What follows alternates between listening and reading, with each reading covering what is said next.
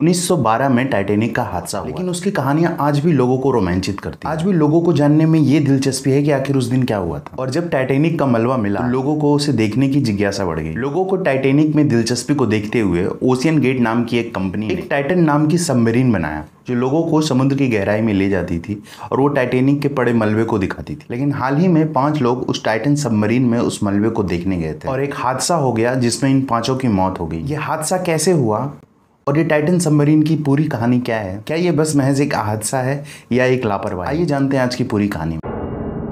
Ocean gate के Titanic submarine को अपना सफर कनाडा के सेंट जॉन पोर्ट से शुरू करना था और नॉर्थ अटलांटिक ओशियन में इसको डाइव लगाना था जहां पे टाइटैनिक का मलबा पड़ा है। इन दोनों जगह की डिस्टेंस लगभग 700 किलोमीटर है। 17 जून शनिवार के दिन ये सफर शुरू किया गया और प्लान के मुताबिक संडे को सुबह 8 बजे टाइटैनिक को पानी में उतारा जाना था। इस सफर में टोटल 5 लोग मौजूद थे। पहला एक्सन एविएशन के फाउंडर हामिस हार्डिंग, दूसरे नंबर पे स्टॉकटन रस जो ओशियन गेट कंपनी के सीईओ भी थे। ओशियन गेट वही कंपनी है जो ओशियन टूरिज्म के लिए सबमरीन प्रोवाइड करती है। तीसरे नंबर पे पॉल हेनरी जिन्होंने पहले भी टाइटैनिक को विजिट किया था। ये शिप रेक के एक्सपर्ट थे और इनको टाइटैनिक के बिखरे हुए पार्ट्स की काफी जानकारी थी। और आखिर में 2 पाकिस्तान के बिजनेस टाइकून शहजादा दाऊद और उनके बेटे सुलेमान दाऊद। ये कुल 5 लोग थे जो टाइटैनिक के मलबा को देखने जा रहे थे। 1912 में टाइटैनिक का हादसा हुआ था। उसके बाद कई सालों तक उसको ढूंढने का काम किया गया, लेकिन अटलांटिक ओशियन के हार्श कंडीशन की वजह से ये काम इतना आसान तो नहीं था। फिर भी 1985 में लगभग 73 साल बाद टाइटैनिक का मलबा मिल ही गया। टाइटैनिक अपने पीछे इतने सवाल छोड़ चुकी थी कि जब मलबा मिला तो लोगों को उसको देखने की जिज्ञासा बढ़ गई। जब टाइटैनिक का मलबा मिला तो कनाडा के फिल्म मेकर जेम्स कैमरॉन ने 1995 में दर्जनों दौरे किए उस मलबे को देखने के। फिर 1997 में उन्होंने टाइटैनिक मूवी बनाई और वो एक ब्लॉकबस्टर साबित हुई। और इस मूवी के रिलीज होने के बाद जब लोगों ने इस मूवी को देखा, उस कहानी को समझा, तो लोगों को उसके मलबे को देखने की जिज्ञासा और भी बढ़ गई। करोड़ों लोगों का जैसे एक ख्वाब सा बन गया टाइटैनिक के मलबे को देख, जिसके वजह से टाइटैनिक का मलबा एक रिसर्च स्पॉट से चेंज होकर के टूरिज्म स्पॉट में बदल गया। लेकिन कहा जाता है कि ओशियन की गहराई में जाना स्पेस में जाने से ज्यादा मुश्किल है और इसकी सबसे बड़ी वजह है पानी का प्रेशर। टाइटैनिक का मलबा समुद्र में लगभग 4000 किलोमीटर नीचे है। इस हाइट को आप ऐसे समझ सकते हैं कि ये बुर्ज खलीफा के 5 गुना के बराबर। इतनी गहराई में पानी का जो प्रेशर वो 5800 PSI होता है। इस प्रेशर को आप ऐसे समझें कि अगर आपके नाखून के ऊपर एक पूरा हाथी खड़ा कर दिया जाए तो आपको कितना दबाव महसूस होगा। और जैसे जैसे आप प्रेशर का एरिया बढ़ाते जाएंगे वो फोर्स उतना ही ज्यादा लगेगा। अगर आपके एक उंगली के नाखून के ऊपर एक हाथी का प्रेशर पड़ रहा है तो टाइटन सबमरीन का एरिया कितना बड़ा होगा और उस पर कितना ज्यादा प्रेशर लग रहा है। खैर संडे 18 जून को टाइटन ने अपनी सफर की शुरुआत की। पानी के सरफेस से नीचे टाइटैनिक के मलबे तक जाने में टाइटन सबमरीन को पूरे 2 घंटे लगते हैं। जब टाइटन शिप ने अपना सफर स्टार्ट किया तो उसके 1 घंटे 45 मिनट के बाद उसके मदरशिप से कांटेक्ट टूट गया। तो टाइटैनिक के मलबे तक पहुंचने में टाइटन सबमरीन को सिर्फ 15 मिनट बचे थे।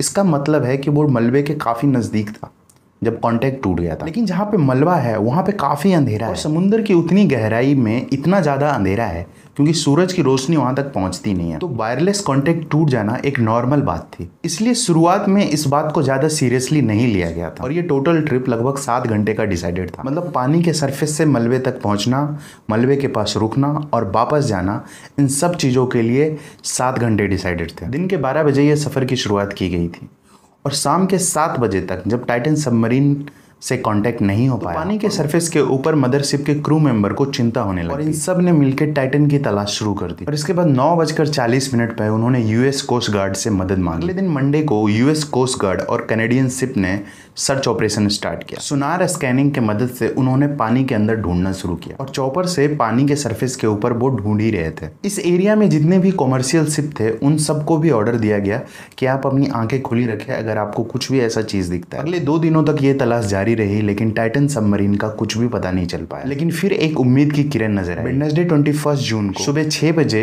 पानी की गहराइयों से कुछ आवाजें सुनाई दी और ये आवाज अंडर वाटर रडार की मदद से सुना जा रहा था। फौरन ROVs को आवाज की डायरेक्शन में भेजा। ROVs मतलब रिमोटली ऑपरेटेड व्हीकल्स, मतलब किसी इक्विपमेंट को आप रिमोट से कंट्रोल करके उस जगह भेजते हो जहां पे इंसानों का जाना लगभग नामुमकिन। लेकिन ROVs की मदद से भी टाइटन सबमरीन का पता नहीं चल पाया। सबसे बड़ी दिक्कत ये थी कि टाइटन सबमरीन के अंदर जितना ऑक्सीजन था वो 5 लोगों के लिए लगभग 96 घंटे के लिए था। यानी कि लगभग 4 दिनों तक वो जिंदा रह सकते थे अगर अंदर किसी टेक्निकल फॉल्ट के वजह से वो नीचे पड़े हुए हैं तो। लेकिन अब तक 4 दिन में 3 दिन निकल चुके थे, बचा 1 दिन था। लेकिन फिर भी सर्च टीम ने अपनी हिम्मत नहीं हारी। फिर थर्सडे 22 जून को आरओवीएस को टाइटैनिक के मलबे के पास भेजा गया। वहां पहुंचकर आरओवीएस ने जो कैप्चर किया वो बिल्कुल दिल दहला देने वाला था। और वो ये था कि आरओवीएस को टाइटन का दुम का हिस्सा मिला जो टाइटैनिक के लगभग 1600 फीट डिस्टेंस पे पड़ा हुआ था। तो मतलब ये हुआ कि एक मलबे को देखने गई टाइटन सबमरीन खुद ही मलबे में तब्दील हो गई। और बिल्कुल टाइटैनिक की तरह टाइटन सबमरीन का मलबा भी दुनिया के लिए एक हेडलाइंस बन गया। और इस बात का सिर्फ एक ही मतलब है कि टाइटन सबमरीन समुद्र की गहराइयों का प्रेशर नहीं झेल पाया और टाइटैनिक मलबे के नजदीक पहुंचते ही वो फट गया। जैसा कि मैंने आपको पहले ही बताया कि 2 घंटे पानी के सरफेस से टाइटैनिक के मलबे तक पहुंचने में लगता है।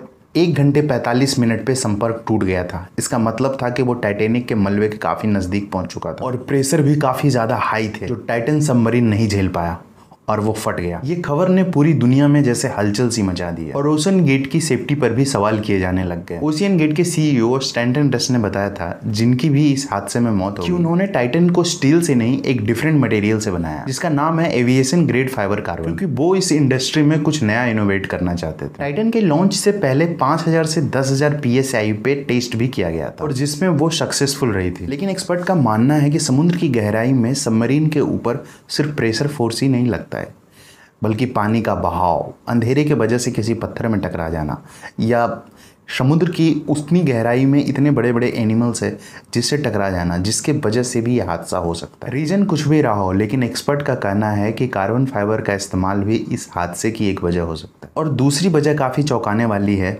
जो कि ये कि टाइटन सबमरीन में पहले से ही क्रैक पड़ने लग गए थे। और इसका पता इस बात से चलता है कि 2019 में कार्ल नाम के एक बिजनेसमैन भी टाइटैनिक के मलबे को देखने गया था इसी सबमरीन के थ्रू। और कार्ल ने अपने एक इंटरव्यू में बताया था कि उस सफर के दौरान जब वो नीचे जा रहे थे तो उनको टाइटन की बॉडी में से क्रैक की आवाज सुनाई दी थी। I was actually even able to drive the submarine towards deeper water by the sound of the cracking getting louder. उस वक्त उन्होंने इस बात को नज़रअंदाज कर दिया क्योंकि ओशियन गेट के सीईओ जिन्होंने इस टाइटन सबमरीन को डिज़ाइन किया था उन पे उनको पूरा भरोसा था। लेकिन इस हादसे के बाद उनका ये इंटरव्यू वायरल हो रहा है कि टाइटन सबमरीन में पहले से ही क्रैक पड़ने लग गए थे और पानी की उस गहराई के दबाव को झेलने में टाइटन सबमरीन असफल रहा। और अगर कार्ल की बात में सच्चाई है तो इसका मतलब ये हुआ कि ओशियन गेट के टाइटन सबमरीन में पहले से ही क्रैक पड़ने लग गए और जिसे शायद नज़रअंदाज नहीं किया जाना चाहिए। 2018 में ओशियन गेट के ही एक एग्जीक्यूटिव ऑफिसर टाइटन की बॉडी कार्बन फाइबर के खिलाफ आवाज उठाई थी। उनका कहना यह था कि अगर कुछ हादसा होता है